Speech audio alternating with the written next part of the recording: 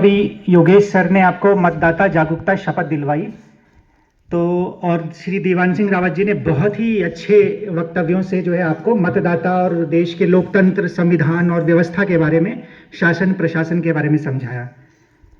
तो उन्होंने पूरे विस्तार में आपको बता दिया है। हालांकि उनके कहने के बाद कुछ और कहने को शेष नहीं रहता, परंतु चूंकि उन्हीं की प्रेरणा से एक दो जानकारियां मैं भी आपको देना चाहता हूं। देखिए, हम सभी लोग जो है बड़े बड़े एग्जाम की तैयारी करते हैं, ठीक है। केंद्र में सबसे बड़ी जो परीक्षा होती है वो है आईएएस की परीक्षा, जिसको इंडियन सिविल सर्विसेज एग्जाम बोलते हैं, ठीक है, भारतीय प्रशासनिक सेवा। ठीक उसी तरह से उत्तराखंड या किसी भी राज्य में स्टेट पब्लिक सर्विस कमीशन होते हैं, पीसीएस जिसको बोलते हैं हम, ठीक है। तो कमाल की व्यवस्था देखिएगा, लोकतंत्र ने पावर किसको दी है जरा समझिए। सबसे बड़ा अधिकारी जो देश में चुन करके जाता है वो होता है जिलाधिकारी, डीएम। वो प्रत्येक जिले में जाता है, ठीक है। और राज्यों में जो सबसे बड़ा अधिकारी चुन करके जाता है वो है उप जिलाधिकारी, जिसको बोलते हैं एसडीएम। अब लोकतंत्र ने जनता को पावर कैसे दी अभी बताता हूं। वो लोग तो एग्जाम क्वालिफाई करके बड़े बड़े पदों पर बैठ गए हैं, लेकिन जनता क्या करती है, जनता अपने मतों का प्रयोग करके अपने बीच में से जो है नागरिकों को उन पदों के ऊपर बिठा देती है। कैसे, मैं बताता हूं। हमारे गांव की अगर व्यवस्था करते, देखो हमारे देश में त्रिस्तरीय पंचायत व्यवस्था है, त्रिस्तरीय पंचायत व्यवस्था। बलवंत राज मेहता समिति के द्वारा देश में त्रिस्तरीय पंचायत व्यवस्था है। ग्राम स्तर पर ग्राम पंचायत होती है, ब्लॉक स्तर पर ब्लॉक पंचायत होती है, जिसको कहते हैं ब्लॉक प्रमुख, जैसे कहते हैं क्षेत्र पंचायत जिसको कहते हैं, और जिला स्तर पर जिला पंचायत होती है, ठीक है। तो तीन स्तरीय पंचायत व्यवस्था है। तो ग्राम पंचायतों में क्या होता है कि सरकारी जो अधिकारी होता है, जिसको आप मंत्री बोलते हैं, ठीक है, जिसको आप मंत्री बोलते हैं, जिसको आप ग्राम पंचायत विकास अधिकारी भी कह सकते हैं, जिसको वीडीओ भी कहते हैं आप।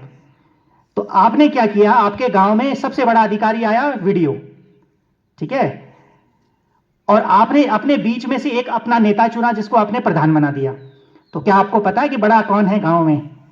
गांव में प्रधान सबसे बड़ा व्यक्ति होता है, और जो वीडियो होता है ना, वो प्रधान जी का असिस्टेंट के तौर पे काम करता है, ठीक है। वीडियो यानी जो ग्राम पंचायत अधिकारी है, जिसको मंत्री बोलते हैं, वो प्रधान जी का सचिव के तौर पे काम करता है। यानी कि प्रधान जो है वो प्रमुख होता है, और ग्राम पंचायत अधिकारी उनका सचिव है, उनका असिस्टेंट है, उनका क्लर्क है। अब ब्लॉक में चलते हैं। आपने क्षेत्र पंचायतों को चुना, जैसे कि हमारे यहाँ पे गुरियाल जी हैं, वो क्षेत्र पंचायत जो सदस्य हैं वो ब्लॉक में बीडीओ को चुनते, ब्लॉक प्रमुख को चुनते हैं। अब ब्लॉक प्रमुख जो होता है ना, वो ब्लॉक का सबसे बड़ा व्यक्ति होता है, जनता द्वारा चुना हुआ। और जो सबसे बड़ा ब्लॉक का अधिकारी होता है, जिसको आप बीडीओ बोलते हैं ना, ब्लॉक डेवलपमेंट ऑफिसर, वो अब ब्लॉक प्रमुख का असिस्टेंट है, सचिव है, क्लर्क है, एक तरह से देखा जाए तो। मेरी बात समझ पा रहे हो? यानी जनता ने जिसको पावर दी है वो अधिकारियों से ऊपर बैठा है, बीडीओ से ऊपर है ब्लॉक प्रमुख। क्यों? क्योंकि ब्लॉक प्रमुख जो होता है उसका सचिव है बीडीओ, उसका क्लर्क है, उसका असिस्टेंट है। अब यही व्यवस्था जिला पंचायतों में होती है। आपने जिला पंचायत सदस्य चुने हैं, जैसे कि हमारे नरेंद्र भाई हैं, नरेंद्र रावत जी भरपूर में। तो ऐसे जिला पंचायत सदस्य जब चुन करके मिल करके अपने बीच में से एक जिला पंचायत जो प्रमुख है, जिसको जिला पंचायत अध्यक्ष बोला जाता है जिले में, वो सबसे बड़ा चुन करके एक जनता का व्यक्ति चुन करके भेज देते हैं। अब देखिए, जिले में सबसे बड़ा जो अधिकारी सरकार द्वारा भेजा जाता है वो है डीएम, यानी जिलाधिकारी। लेकिन जनता जिस व्यक्ति को चुन करके भेजती है जिले में, वो सबसे बड़ा जिला पंचायत अध्यक्ष, वो जिले का सबसे बड़ा अध्यक्ष है, और जिला अधिकारी उसके अंडर काम करता है, उसके सचिव के तौर पे, उसके क्लर्क के तौर पे, उसके असिस्टेंट के तौर पे। कितनी कमाल की बात है।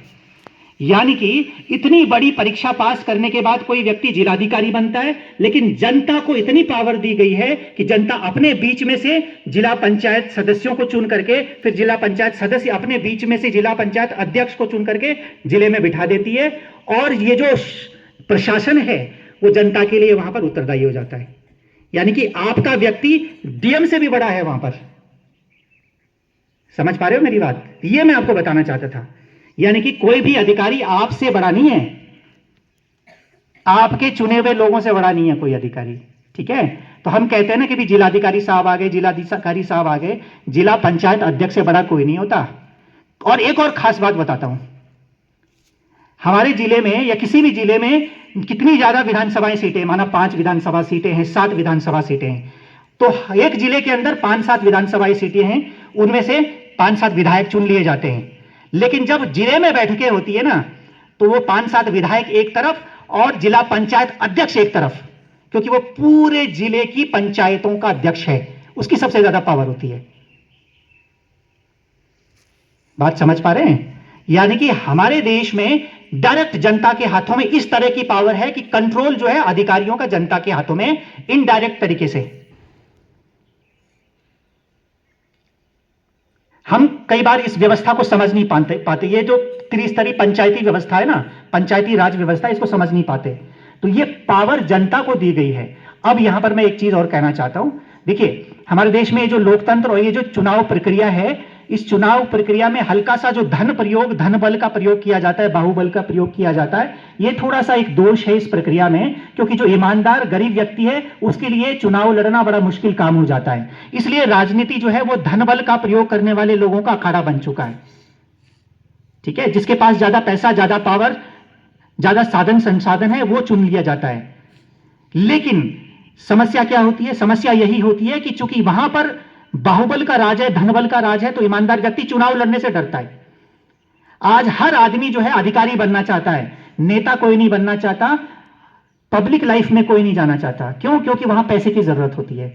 तो मतदाताओं से, जागरूक नागरिकों से यह अपेक्षा की जाती है कि वो इस लोकतंत्र में अपने उत्तरदायित्व और अपने भागीदारी को समझें। वे सिर्फ अधिकारी ना बनना चाहें, वे राजनीति में जाएं, लोकतंत्र में एक्टिवली पार्टिसिपेट करने का प्रयास करें, क्योंकि वहां पर आप जैसे ईमानदार लोगों